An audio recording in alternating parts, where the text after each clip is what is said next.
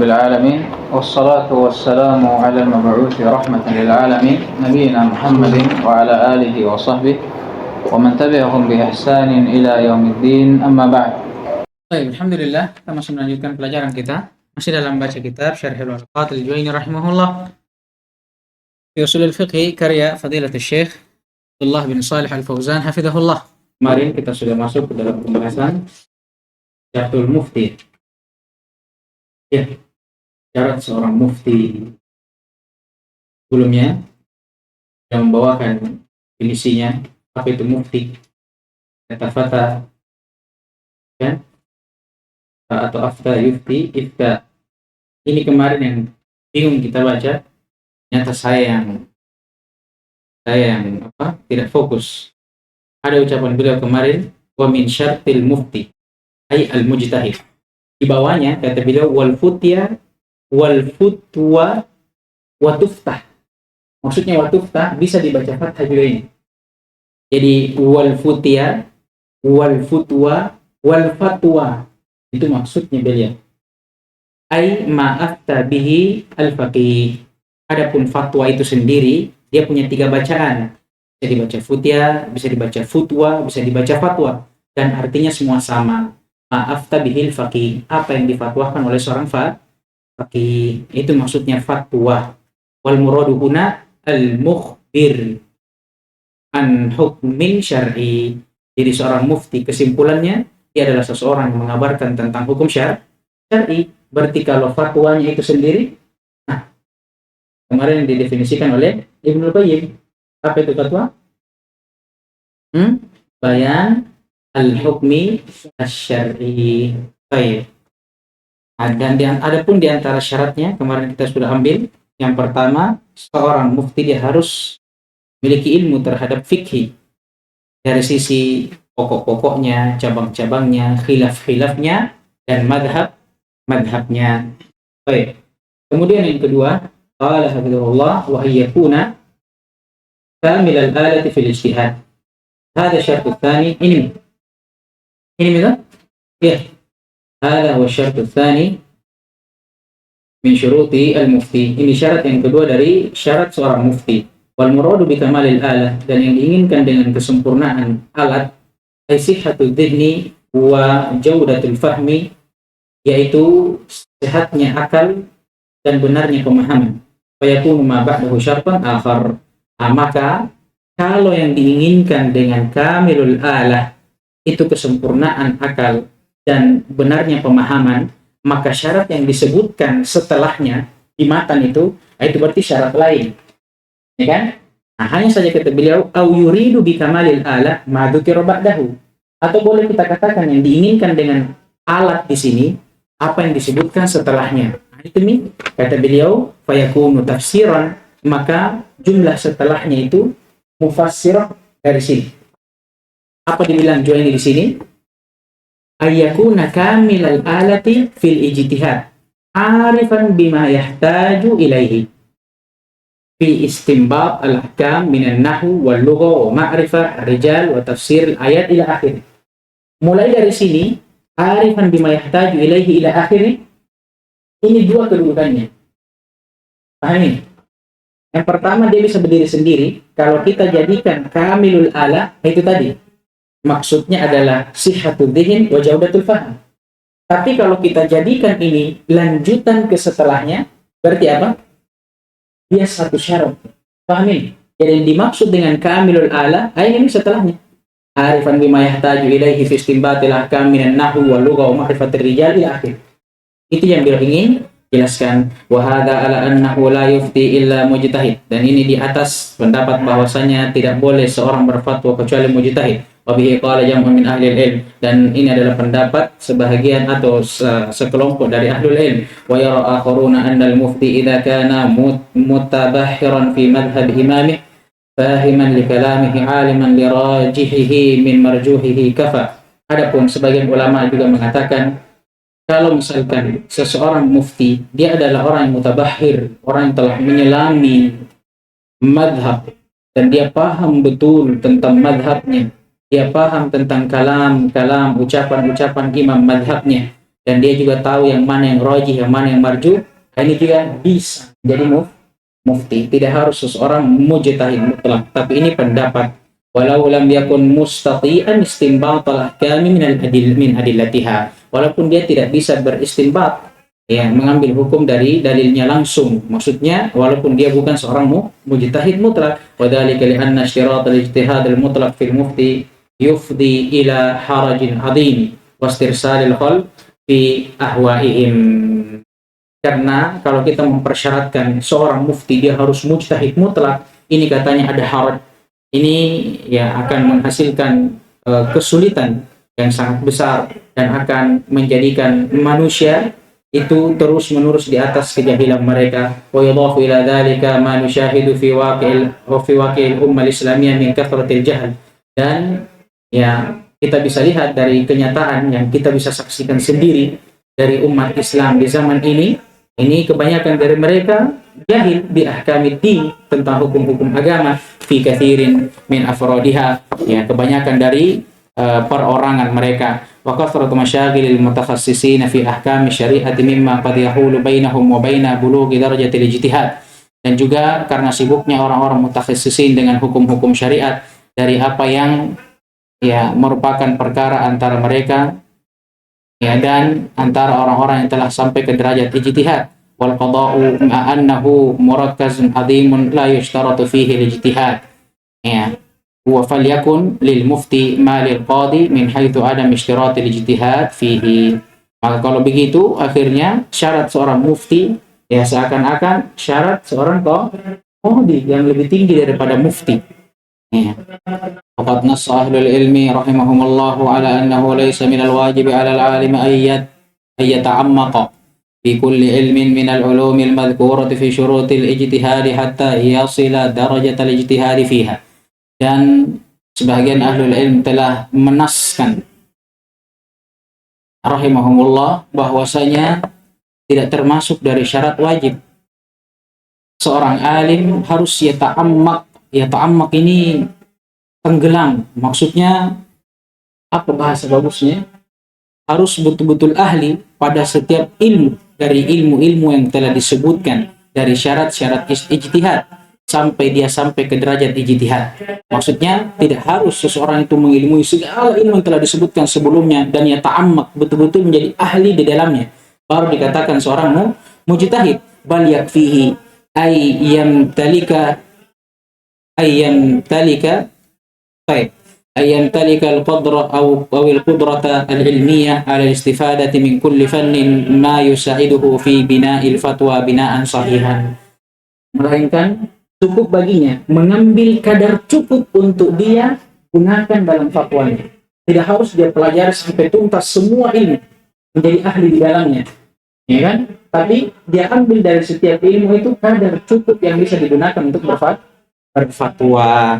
Qala ilaihi aw qala Syatibi rahimahullah ta'ala walau kana mushtaritan fil mujtahid al-ijtihadu fi kulli ma yaftakiru ilaihi al-hukmu lam yasihhu li hakimin ay yantasiba lil fadli baina al-khusum hatta yakuna mujtahidan fi kulli ma yaftakiru ilaihi al-hukmu alladhi yujihuhu aw yuwajjihuhu ala al-matlub lit-talib wa laysa al-amru kadzalika bil ijma'. Kata Syatibi rahimahullah, kesimpulannya ini, kalau misalkan dipersyaratkan bagi seorang mujtahid dia harus bisa berijtihad pada setiap apa yang ditanyakan kepadanya berupa hukum, maka tidak syah bagi seorang hakim untuk meleraikan antara dua orang yang saling berselisih sampai dia bisa berijtihad pada setiap hukum yang ditanyakan kepadanya.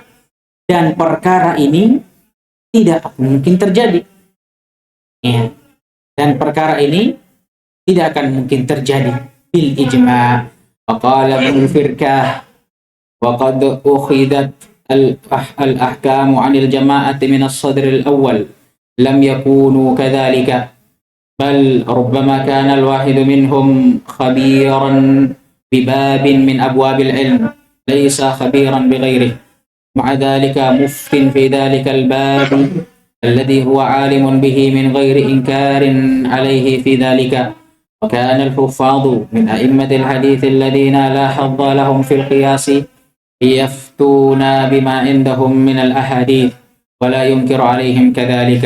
Kata Ibn al-Firkah, dan banyak dari hukum-hukum syar'i yang telah diambil dari sekelompok dari kalangan orang-orang yang pertama, dari kalangan para sahabat dan orang-orang yang datang setelah mereka, dalam keadaan mereka tempat mengambil hukum tersebut, ya tidak semua dari mereka keadaannya seperti yang disebutkan sebelumnya, ya. Melainkan kadang mungkin salah seorang di antara mereka ada yang ahli dalam satu bab dari bab-bab ilmu, tapi tidak pada bab yang lainnya. Begitu pula yang lainnya, ada yang menjadi ahli di bidang yang temannya tidak ahli di situ. Tapi di bidang yang lainnya, yang temannya ahli, dia tidak punya keahlian. Jadi seperti itu. Para sahabat dulu seperti itu. Kalau sahabat yang ahli dalam suatu bidang, yang sahabat lainnya tidak punya keahlian di situ. Begitu pula yang lain.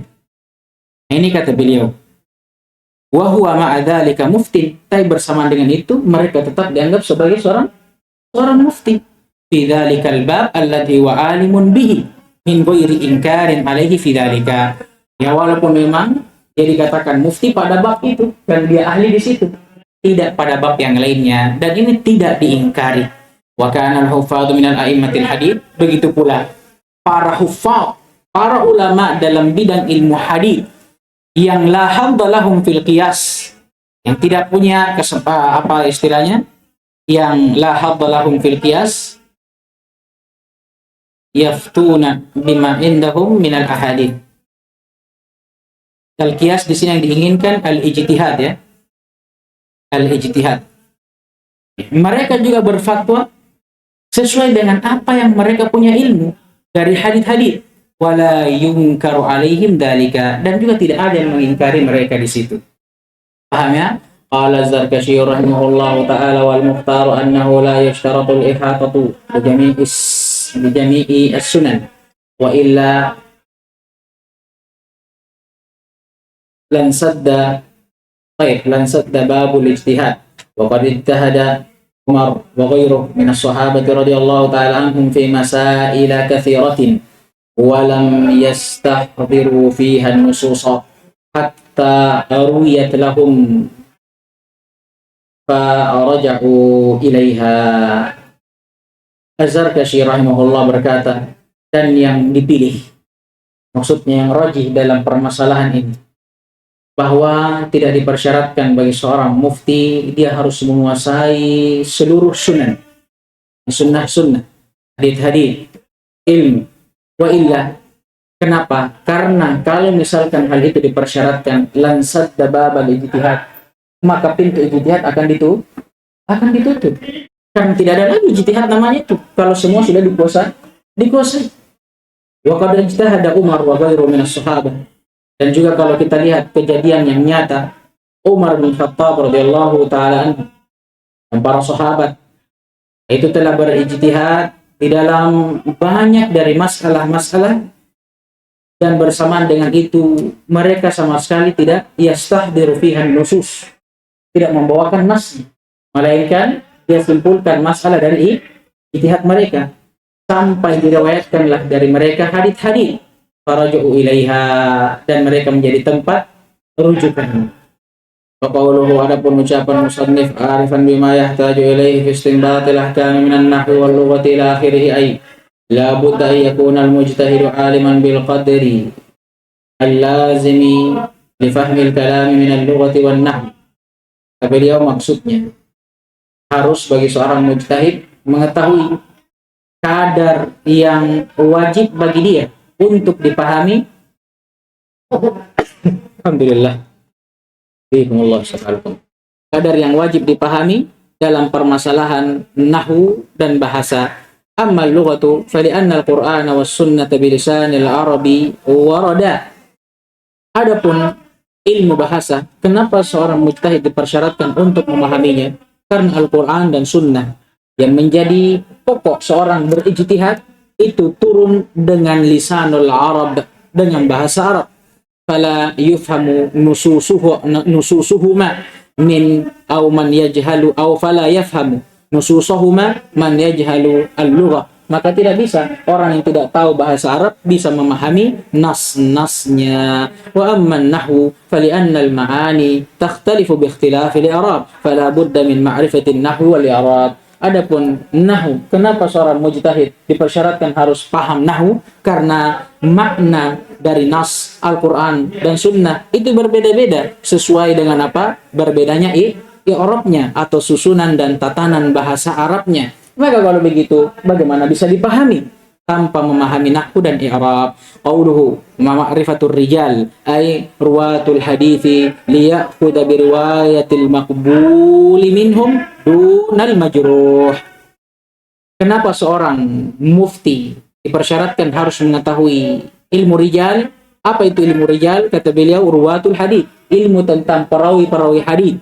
Apakah perawi ini bisa diambil hadithnya atau tidak? Apa kedudukannya? Apakah dia termasuk dari mutqinin atau du'afa? Ya kan? Kata beliau, supaya apa? Agar kiranya seorang bisa mengambil riwayat dari orang-orang yang memang bisa diambil riwayatnya, bukan dari orang-orang yang majruh, yang telah dijarah.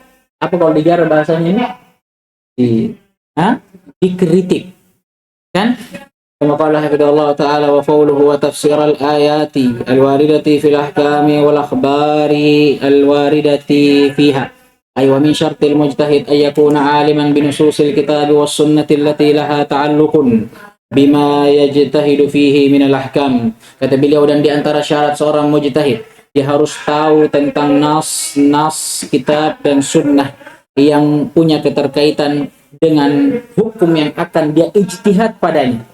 Faya'rifu al-ayat atau faya'rifu ayatil ahkami wa tafsiraha, maka dia harus tahu, dia harus belajar tentang ayat-ayat hukum dan tafsirnya, wal ahadits allati tata'allaqu biha al-ahkamu, dan juga dia harus mempelajari tentang hadits-hadits yang berhubungan dengan hukum-hukum yang akan dia ijtihad di dalamnya.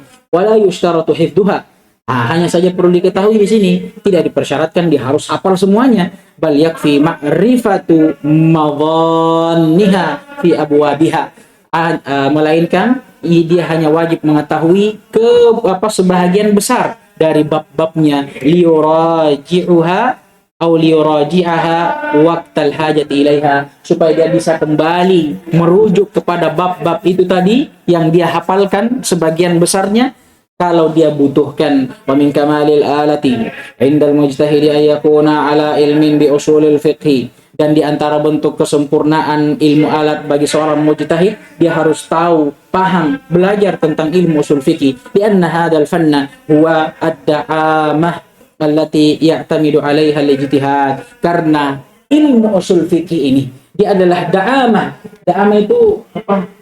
Pokok, atau bisa kita bilang tiang, pondasi, yang menjadi sandaran di dalam ijtihad. Wa taqaddamatil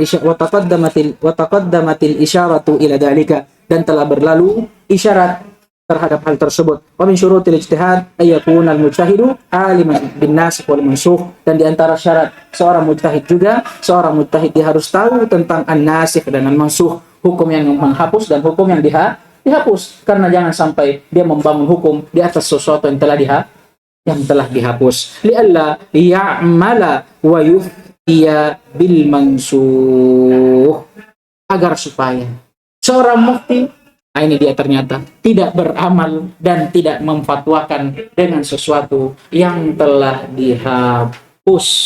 Baik, faedah.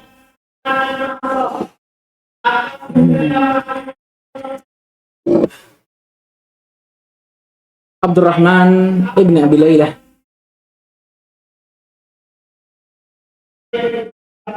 rahimahullah pernah berkata, laqad adraktu fi hadzal masjid,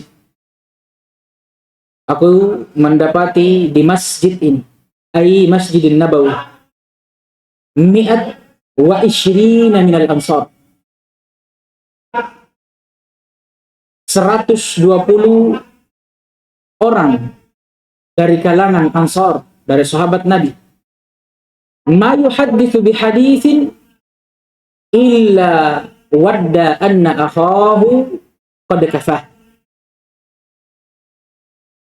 Tidaklah dia diminta untuk mentahdits, meriwayatkan hadis, kecuali dia akan mengatakan bahwasanya saudaranya itu mencukupinya. Paham maksudnya? Lanjut dulu. Wala yus'al anil futya illa wadda anna akhahu qad kafah. Dan juga tidak ada seorang pun dari mereka yang dimintai fatwa kecuali dia akan mengatakan bahwa saudaranya yang lain itu telah mencukupinya. Kata para ulama, dari ucapan Abdurrahman bin Abi Layla ini, kita tahu bahwasanya seorang mufti bersamaan dengan pengetahuan dan ilmunya tidak boleh sembarang dalam memberikan fatwa, dan tetap dia harus bersikap tawadhu di dalam hal tersebut, sebagaimana perangai para sahabat. Lihat para sahabat, kata Abdurrahman bin Abi Layla, tidak ada seorang pun dari mereka yang dimintai untuk meriwayatkan hadis kecuali pasti dia arahkan kepada saudaranya yang lain. Tanya saya yang lain. Dia itu sudah cukup. Dan tidak ada dimintai fatwa kecuali sama, diarahkan kepada saudaranya yang lain.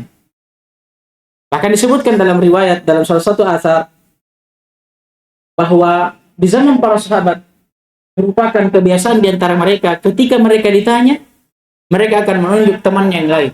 Yang lain ditanya, mereka tunjuk yang lain. Sampai akhirnya kembali ke orang yang pertama.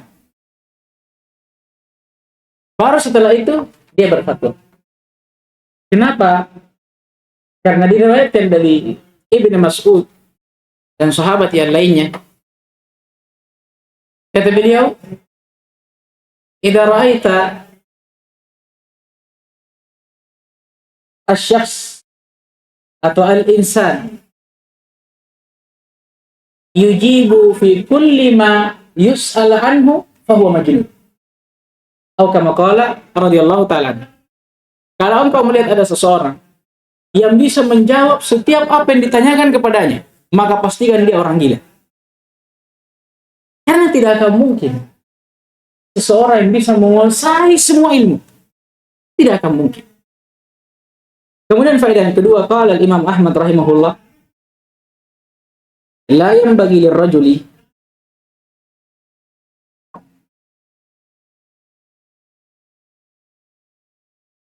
ay yunsiba nafsahu lil fatwa, la yanbaghi lirrajul ay yunsiba nafsahu lil fatwa.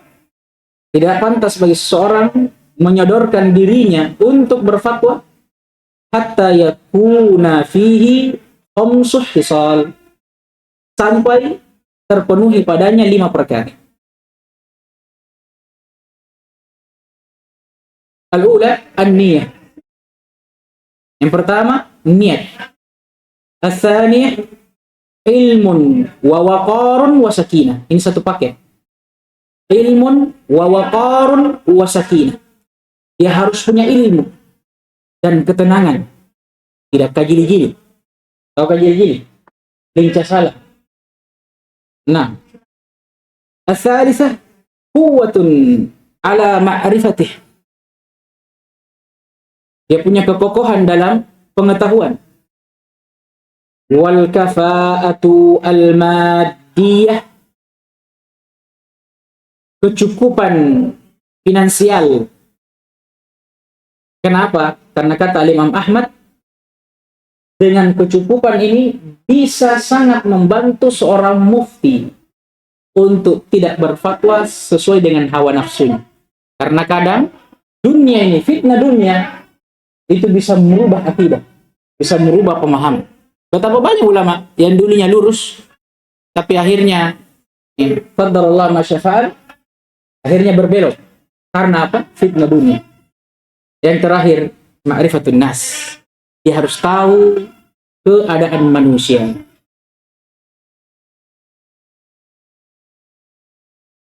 Ibnul Qayyim rahimahullah Di dalam I'lamul Muwaqqi'in, di dalam menta'liq, memberikan catatan kaki terhadap ucapan Imam Ahmad ini, wahadihil khamsah. Beliau berkata, wahadihil khamsah. Dan 5 ini, hiya da'aim al-fatwa. Da'aim al-fatwa. Dan 5 perkara ini, kata beliau, adalah da'aim, fondasi dari fatwa. Nah, faedah yang terakhir,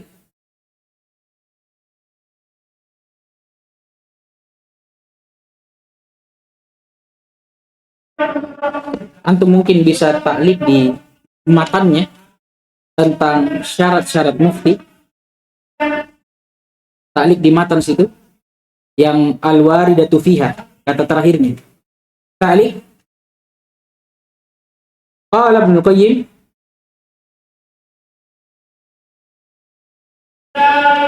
wa yudhafu ilaihi dan juga diikutkan kepadanya, yakni kepada syarat-syarat seorang mufti, kaunuhu adlan.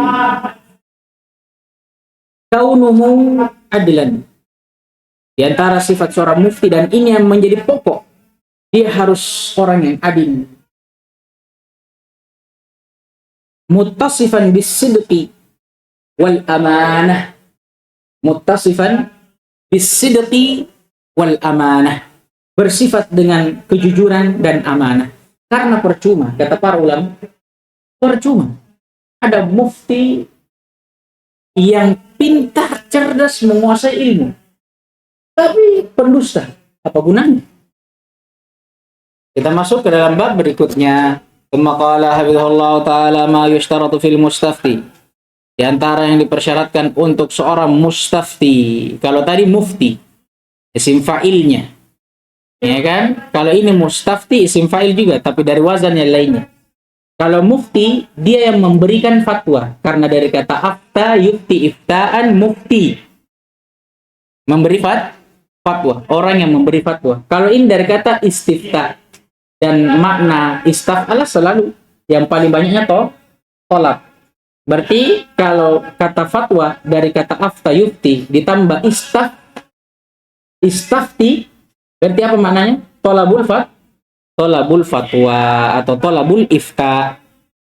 Nah, jadi yang diinginkan di sini orang yang bertanya tentang fatwa atau orang yang meminta fatwa. Apa syaratnya? Qala al-Juwayni rahimahullah ta'ala wa min syartil mustafti ayyakuna min ahli taqlidi fayuqallidul muftiya au tayyib muftiya fil futiya wa laysa lil alimi ayyuqallida wa qila yuqallida. Di antara syarat seorang mustafti, dikatakan seorang mustafti ayyakuna min ahli taqlid, dia termasuk dari orang-orang yang boleh untuk mentaklid. Ya, termasuk dari apa? Orang-orang awam. Kenapa? Karena akan datang pembahasannya bahwa kalau orang sudah tahu ilmu, ya kan, dia sudah bisa berijtihad, tidak bisa lagi dia taklid dan tidak dikatakan lagi sebagai seorang mustafti, tapi dia yang jadi mufti. Fayuqallidul mufti fil futya, maka dia harus mentaklid, ikut kepada mufti di dalam fatwanya atau di dalam pada apa yang dia fatwakan. Walaysa lil alim ayyuqallid. Adapun seorang alim maka tidak boleh baginya untuk mentaklid. Wakila, tapi bersamaan dengan itu ada juga sebagian ulama yang berpendapat yuqallid, boleh baginya mentaklid. Qala hafizallahu ta'ala lamma faragal musannifu min bayani syurutil mufti syara'a fi bayani ma yushtaratu fil mustafti. Tatkala al-musannif al-Juwayni rahimahullahu ta'ala telah selesai dalam menjelaskan tentang syarat-syarat seorang mufti, sekarang beliau memulai untuk membahas dan menjelaskan syarat seorang mustafti. Wal mustafti ismu fa'ilin minal istifta, dan mustafti itu sendiri adalah isim fa'il dari kata istifta. Bimakna talabul fatwa. Istifta itu sendiri maknanya talabul fatwa, meminta fatwa. Berarti kalau isim fa'ilnya orang yang meminta fatwa. Fasinu wa ta'u lit talab. Sin dan ta dalam ilmu sharafnya maknanya untuk talab. Wal muradu huna, dan yang diinginkan dengan mustafti di sini karena dia isim fa'il, berarti maknanya isim fa'il, yaitu as-sa'il an hukmin syar'i. Dia orang yang bertanya tentang hukum syar'i. Wa qauluhu, dan ucapan musannif min syartil mustafti ay yakuna min ahli taqlidi, ay ahlun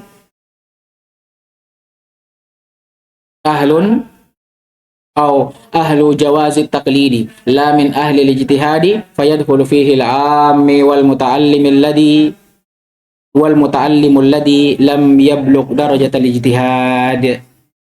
Dan yang diinginkan dengan taklid di sini atau ahlu taklid, yaitu orang-orang yang boleh untuk mentaklid dalam suatu perkara, la min ahli ijtihad, bukan dari ahli ijtihad, maka masuk di dalamnya seorang ammi, orang awam, wal muta'allim, dan seorang penuntut ilmu yang belum sampai ke derajat ijtihad. Ini sama seperti kita ini. Kita ini di awal-awal belajar, kalau kita ditanya apa hukumnya ini, nah, kalau memang kita belum tahu dalilnya, boleh kita mengatakan Ustadz Fulan mengatakan seperti ini. Amin. Karena bukan bikin mujtahid. Kecuali pada perkara yang kita bisa tanya dalilnya, kita bisa cari dalilnya, kita berpegang dengan dalil. Wa qauluhu fayuqallidul mufti fil futyah. Apa yang harus dilakukan kalau begitu bagi seorang mustafti kalau dia meminta fatwa? Ya, kata Al-Juwaini, dia mentaklid sang mufti dalam fatwanya. Ai innal muqallida yajibu alaihi taqlidul mufti liqusurihi an idrakil ahkami min adillatiha. Seorang muqallid yang wajib baginya dia mentaklid, dia ikut saja kepada apa yang dikatakan oleh sang mufti.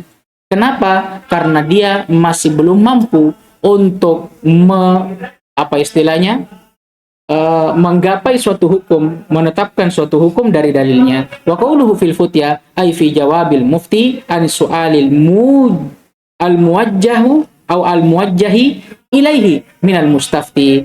Ya, seorang mustafti dia mengikuti sang mufti pada fatwanya, yakni pada jawabannya ya terhadap soal yang diarahkan dan ditanyakan kepadanya oleh sang mustafti. Wa makna taqliduh, adapun makna seorang mustafti taklid kepada sang mufti, qabulu qawlihi wal amalu bihi, yaitu dengan dia menerima ucapannya dan beramal dengan ucapannya, kama sayati, sebagaimana yang akan datang. Wa dhahiru qawlihi fil futya annahu yuqalliduhu fil fatwa wa la yuqalliduhu fil fi'li walau ra'a al jahilu al alima yaf'alu fi'lan lam yajuz lahu taqliduhu fihi hatta yas'alah idza au idla allahu fa'alahu li amrin lam yadhhar lil muqallid. Tapi ingat, yang nampak bagi ucapan atau pada ucapan Al-Juwaini rahimahullah, bahwasanya seorang mufti atau seorang mustafti dia wajib mengikuti sang mufti fil futyah dalam fatwanya. Yang nampak di sini berarti cukup pada ucapan saja, tidak pada perbuatannya. Makanya kalau ada seseorang yang melihat seorang alim misalkan, dia bikin suatu perkara, perbuatan ini, jangan langsung, kata beliau, tidak boleh langsung dia ikuti. Tanpa dia tanya. Harus dia tanya dulu. Ini perbuatan tak? Ada dalilnya atau tidak? Disyariatkan atau tidak? Kenapa? Karena boleh jadi katanya, perbuatan itu adalah perbuatan yang muncul dari alim tersebut. Ya, tapi dia tidak tahu. Tapi orang awam ini tidak tahu apakah itu memang disyariatkan atau tidak. Bukankah banyak dari ibadah-ibadah yang kita lakukan, mungkin kita tidak sadari, tidak ada dalilnya. Tapi karena para ulama, ustadz-ustadz kita lihat, dia bikin begitu, kita ikut. Ya kan? Kita ikut. Ya mungkin karena memang itu kebiasaan. Kebiasaan. Dan mungkin karena memang itu kebiasaan, ya memang untuk kebaikan, ya, walaupun tidak diniatkan ibadah. Banyak itu dalam sholat. Banyak dalam sholat. Ya kan? Contoh misalkan, kalau antum mau sujud itu, kan ada tuh gaya orang sujud, kumpul begini, dari sujud. Cari dalilnya. Coba cari dalilnya. Coba cari dalilnya. Hah? Banyak itu. Coba, misalkan ada juga, misalkan orang berwudu, contoh. Kadang ada perbuatan-perbuatan yang bukan ibadah, dan mungkin karena dia lakukan karena mungkin ada hajat. Contoh mungkin dia berwudu, dia usap kepalanya. Kemudian karena mungkin panas, dia basahi saja lehernya, tengkuknya. Nah, seorang awam Kalau dia lihat alim berbuat seperti ini, bisa nggak langsung dia ikuti? Nggak, tanya dulu. Karena boleh jadi yang dia lakukan itu ya mungkin karena kebiasaannya begitu. Banyak kita lihat. Ya, banyak kita lihat seperti itu. Baik. Kemudian kata beliau, qauluhu wa laysa lil alim ay yuqallida ay wa laysa lil mujtahid ay yuqallida ghairahu litamakkunihi min al ijtihad. Kata beliau tidak boleh bagi seorang mujtahid untuk mentaklid kepada selainnya. Mujtahid ini litamakkunihi min al ijtihad, karena dia sendiri sudah bisa berijtihad. Illa idza ijtahada bil fi'li wa lam yadhhar lahul hukum. Dikecualikan beberapa hal. Kalau misalkan dia ijtihad dengan suatu perbuatan, tapi tidak nampak baginya hukumnya, pahami? Maka boleh baginya untuk mentaklid. Au nazalat bihi hadisatun taqtadil fawriyah. Atau misalkan tiba-tiba terjadi suatu kejadian, kemudian ditanyakan kepadanya, apa hukumnya? Bagaimana ini? Yang mau tidak mau dia harus tetapkan di waktu itu. Tidak ada lagi waktu. Maka boleh dia untuk mentaklid, langsung mencari ucapan ulama dalam hal itu, tanpa dia mencari sendiri, langsung dia katakan saja, oh fulan mengatakan seperti ini, ya. Tapi ingat, yang ditaklid harus seorang mujtahid. Kemudian kata beliau, fayajuzu ayyuqallida hina idzin lid-darurah. Maka dalam keadaan seperti ini boleh bagi dia untuk mentaklid lid-darurah, karena darurat. Disebutkan oleh Syekhul Islam Ibnu Taimiyah rahimahullahu taala beberapa sebab bolehnya seorang alim untuk mentaklid. Yang pertama, tasawa al-adillah atau musawat al-adillah. Imbangnya kedudukan dalil indal mujtahid. Tapi ingat, di sisi seorang mujtahid. Ini yang pertama. Yang kedua, dhiqil waqt, sempitnya waktu. Kalau ada seorang alim sudah dimintai fatwa dan sang mustafti minta untuk disegerakan, tidak ada lagi waktu. Dan memang kejadian ini perlu diselesaikan di waktu itu, tidak ada lagi waktu. Nah, ini namanya dhiqil waqt, sempit lagi waktu untuk berijtihad, boleh dia bertaklid. Yang ketiga, adami dzuhur dalil, tidak nampaknya dalil bagi seorang mujtahid. Semua ini indal mujtahid, ya. Nah, maka boleh bagi dia untuk taklid. Syekhul Islam Taimiyah dalam Majmu' Fatawa kata beliau, amma idza ijtahada wa addahu ijtihaduhu ila hukmin lam yajuz lahu ay yantaqila anhu wa yuqallid ghairahu minal mujtahidin biittifaq. Adapun kalau memang seorang mujtahid telah berijtihad dan ijtihadnya itu telah menghasilkan hukum, maka tidak boleh baginya untuk berpindah dari ijtihadnya dan mentaklid orang yang lainnya dari kalangan mujtahidin bittifaq, dengan kesepakatan para ulama. Wa qauluhu wa qila yuqallid, tapi ini pendapat dan ada ulama yang berpendapat lain bahwa bagi seorang mujtahid boleh untuk mentaklid. Hadza tsabitun fi ba'di an-nusakh. Ya, jumlah ini sabit dalam sebahagian cetakan. Wa dhahiru anna al-khilafa fi man lam yajtahid fahal lahu ayyuqallid ghairahu. Dan yang nampak wallahu taala alam, perselisihan itu pada siapa yang tidak bisa berijtihad, apakah boleh dia mentaklid atau tidak.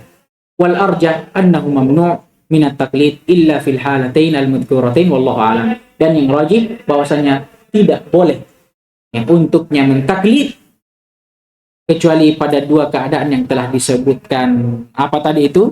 Kalau dia berijtihad terhadap suatu perbuatan namun tidak nampak baginya hukumnya, atau karena sempitnya waktu, karena sudah terjadi suatu kejadian yang perlu untuk diselesaikan di waktu itu, tidak ada lagi waktu, maka boleh baginya untuk mentaklid. Wa alam annahu yajib 'alal mustafti ay yurida istifta'ihi al-haqqa wal 'amala bih. Nah, ini untuk seorang mustafti nasihat. Kata beliau, ketahuilah, wajib bagi seorang mustafti, orang yang meminta fatwa, untuk menginginkan dan meniatkan dengan soalnya, pertanyaannya itu al-haqqa, kebenaran, wal amala bihi, dan memang dia berniat untuk mengamalkan fatwa itu, ya kan? Fala yas'al amma la ya'ni, maka jangan sekali-kali dia bertanya dengan pertanyaan yang tidak bermanfaat baginya. Au yatat apa ini? yatatabba, yatatabba, atau yatatabba ar-rukhas, dan juga jangan sekali-sekali dia bertanya untuk mencari-cari keringanan, atau yaqsud ifhamal mufti, atau bermaksud untuk menguji seorang mufti, atau yaqul aftani ghairuka bikadza, atau nahwu dzalika minal maqasid sayyi'ah, atau dia pertentangkan. Kadang itu ada begitu, Ustaz Tabe, saya sudah tanya Ustaz Fulan tentang ini, dia bilang begini, kalau kita apa pendapat tak? Maksud tak? Nih, maksud itu mau kasih baku tumbuki itu mana? Nih, nah itu penuntut ilmu. Ini untuk penuntut ilmu ini, perhatikan baik-baik. Ya, wa nahwu dzalika minal maqasid as-sayyi'ah, dan yang semisal dengannya dari maksud-maksud yang buruk dalam meminta fatwa. Wala yastafti illa man ya'lam aw yaghlib ala dhannihi annahu ahlul fatwa. Dan tidak boleh dia meminta fatwa, bertanya kepada orang atau kecuali kepada orang yang dia yakini atau paling tidak dia sangka dengan sangkaan kuatnya bahwa orang ini memang ahlun lil fatwa, memang punya keahlian di dalam fatwa, bima yarahu min intisabihi lil futya wa ihtiramun nasi lahu wa akhdihim anhu. Ya, dia harus lihat dari intisabihi lil fatwa, bagaimana dia dengan fatwa itu, ya, ihtiramun nas lahu wa akhdihim anhu, dan juga dia lihat bagaimana manusia memuliakannya dan mengambil ilmu darinya, au bi khabari adlin anhu, atau paling tidak dia cari kabar dari orang lain yang adil tentangnya. Wa yang bagi ayyahtara au saqal muftain ilman wa wari'an, dan juga dia harus cari mufti yang lebih awsaq, lebih dipercaya dari sisi ilmu dan kewara'annya, agamanya. Wakila yajibu dzalika, bahkan sebagian ulama mewajibkan hal tersebut, li'anna al-gharada husulu dhannil isabah, karena maksud dari meminta fatwa itu ya bagaimana kita bisa paling tidak ya menyangka dengan sangkaan kuat kita akan benarnya fatwa itu. Wahya ilal afdal aqrab, dan ini ya lebih dekat kepada orang yang lebih afdol pastinya. Nah ini, kalau kita diperhadapkan dengan 2, 3, 4 alim, yang mana harus kita pilih? Ya pasti ini tadi, yang lebih authaq, yang lebih dipercaya ilman wa wara'an, ilmu dan agamanya. Kenapa? Ya karena namanya fatwa, kita kan cari yang paling benarnya. Yang paling, bukan paling benarnya, yang paling bisa kita yakini, atau yang paling bisa kita sangka dengan sangkaan kuat kita, ini yang paling benar. Nah, maka kita harus cari yang paling apa? Paling dipercaya tentunya. Wallahu a'lam. Thumma qala hafidhahullahu ta'ala at-taqlid. Kita baca sampai datang Ustaz. Supaya besok ringan nih. Kalau tidak datang Ustaz, alhamdulillah. Tegas. Baik, at-taqlid. Qala rahimahullahu ta'ala wa taqlidu qabulu qawlil qaili bila hujjah.